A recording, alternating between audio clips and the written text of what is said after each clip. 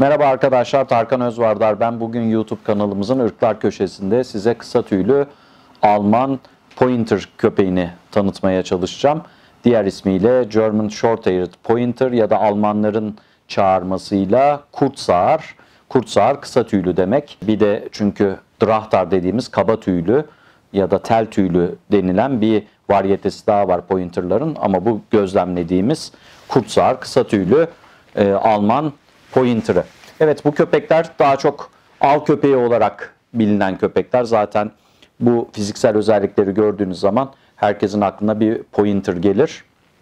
Aslında Pointer'ı Pointer diye düşünen vardır. Puanlı bir yapılanması, yani benekli bir yapılanması olduğu için, ama aslında point etmesi, yani işaret etmesinden kaynaklı avlarda avı gördüğü zaman ferma vererek işaret etmesine bağlı olarak Pointer ismini almıştır bu köpek. Yoksa vücudundaki lekelenmeler, puanlanmalar, puantiyeler yüzünden almamıştır. Bu ırkın gördüğünüz gibi fiziksel yapısı değişik renk varyetelerinde olabiliyor. Yani kahverengi, beyaz ve benekli şekilde olabiliyor. Siyah, beyaz ve benekli şekilde de olabiliyor. Büyük parça lekelenmeler de gözlemlenebiliyor.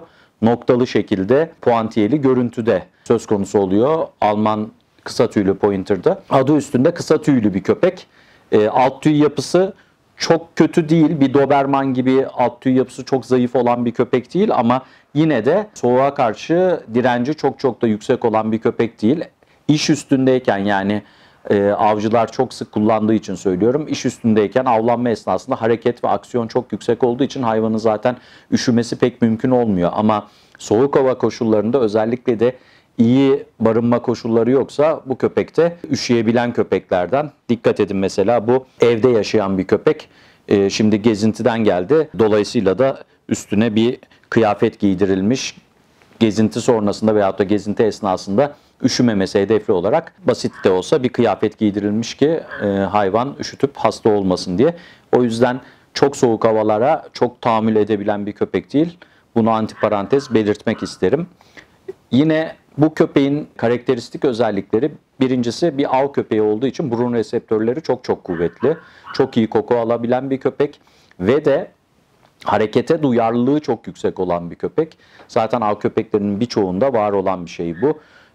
Burunla görsel algıyı kafalarında çok iyi bağdaşlaştırıyorlar ve buna bağlı olarak da avı bulma ve işaret etme özelliklerinden yararlanılıyor ve daha sonra da geri getirme. Tabii ki bu öğretiliyor köpeğe küçük yaşlardan itibaren. Bu köpekler hiperkinetik hayvanlar, hareketlilikleri çok yüksek ama aynı zamanda eğitilebilirlikleri de yüksek. İnsanla iyi diyalog kuran, işbirliğine çok yatkın olan ırklardan bir tanesi. Zaten o yüzden av köpeği olarak kullanılıyor. İşbirliğini seven bir köpek olduğu için avcıların da tercih ettiği köpeklerden bir tanesi. Tabii ki bildiğim kadarıyla benim pek avla bağlantım yok. Pek değil, hiç yok. Pek de doğru bulduğum bir iş değil.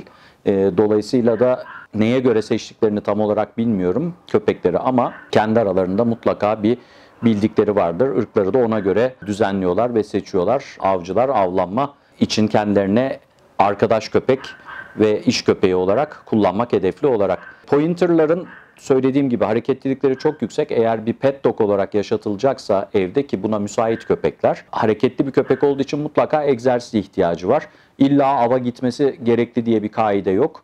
Zaten bir köpeğe av köpeği ismini insan olarak biz veriyoruz. Yoksa köpek doğuştan ben av köpeğim, avlanmaya ihtiyacım var falan gibi bir algı içerisinde değil.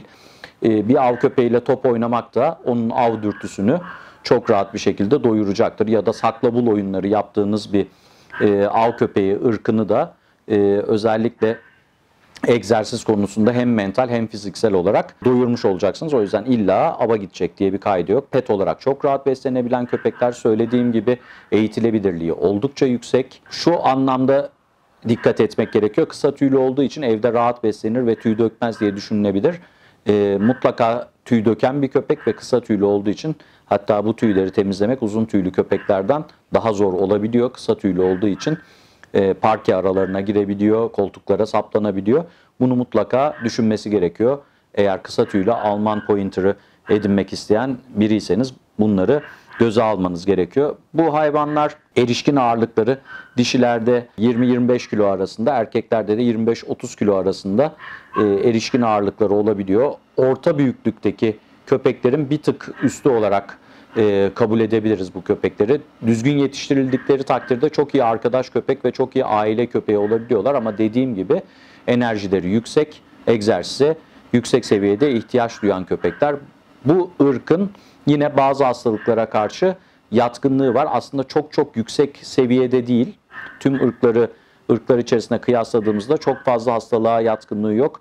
Yine orta boy ve büyük köpeklerin tipik hastalıklarına yatkınlığı var. Nedir? Kalça displasisi ama bir Rottweiler'da, bir Alman çoban köpeğinde görüldüğü kadar yüksek seviyede değil istatistik olarak. Kalça displasisi yani kalça çıkıklığı. Aynı şekilde yine bu ırkın yatkınlığı olan hastalıklar entropion, ektropion dediğimiz göz kapaklarının içeriye ya da dışarıya kıvrılmasına bağlı olarak oluşan bir göz rahatsızlığı vardır. Basit cerrahi müdahalelerle, çok da basit dedim ama çok da basit bir şey değil. Herkesin yapabileceği bir şey değil, her veteriner hekimin. Cerrahi müdahaleyle tamamen ortadan kaldırılabilecek olan entropion ve ektropion gibi göz problemlerine yatkınlığı var. Bu ırk obur bir ırk, o yüzden obeziteye de yatkın bir ırk. Buna bağlı olarak da hipotiroidizme yani tiroid fonksiyon yetmezliğine, tiroid hormon yetmezliğine de genetik olarak yatkınlığı olan bir ırk ve şöyle bir istatistik daha var. Pointer'larda sık görülen yine özellikle dişilerde 8 yaş üstünde meme tümörlerine karşı yatkınlığı olduğu istatistiki bilgi olarak bize veriliyor. Ama bu bahsettiğim hastalıklar tamamen ırka spesifik şeyler değil. Birçok büyük ırkta gözlemlenebilen şeyler. O yüzden bu ırkın sağlık konusunda çok büyük engelleri yok, çok büyük handikapları yok. Irkı seçerken sağlık konusunda dirençli, dayanıklı bir köpek olduğunu düşünmek gerekiyor. Bu ırkın yine yani kısa tüylü Alman Pointer'ın karıştırıldığı İngiliz Pointer'lardır. İngiliz Pointer'ların çok daha farklı bir ortopedisi ve kafa yapısı vardır. Bazen renk benzerliğine bağlı olarak ikisi karıştırılabiliyor ama Alman Pointer'ı, kısa tüylü Pointer'ı çok daha iri bir köpektir İngiliz Pointer'a göre ve kafa yapısı daha iri, daha kuvvetli bir kafası vardır. İngiliz Pointer'lar daha ince bir kafa yapısına sahiptir ve stop dediğimiz şu bölgedir köpekte. Stopları daha çukur, burunları daha yukarıya doğrudur. İngiliz Pointer'ların, Alman Pointer'ların daha düz bir stopları vardır. Daha az belirgin bir stopları ve kafaları daha geniştir. Buradaki köpekte gördüğünüz gibi Türkiye'de maalesef av köpekleri genelde hepsi için geçerli değil. Bütün avcılar aynı şekilde davranmıyor mutlaka köpeklerine ama genellikle çok mutsuz hayatları olan köpeklerdir. Çünkü av sezonu haricinde genellikle evde muhafaza edilmezler ya da kişi kendi bahçesinde muhafaza etmez köpeğini. Genellikle belli başlı merkezlere bırakır. Sadece av sezonunda köpekleriyle ilgilenir. Bu köpek de o şekilde üretilmiş ve daha sonra da atılmış bir köpek.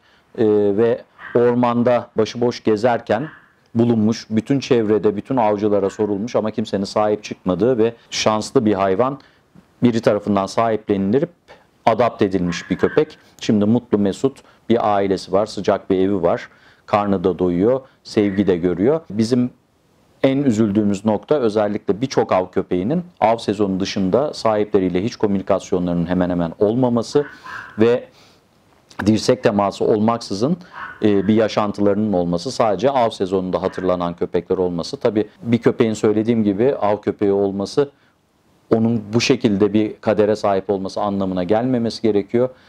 Köpek her zaman sahibiyle ilişki içerisinde olmayı tercih eden ve isteyen bir canlı.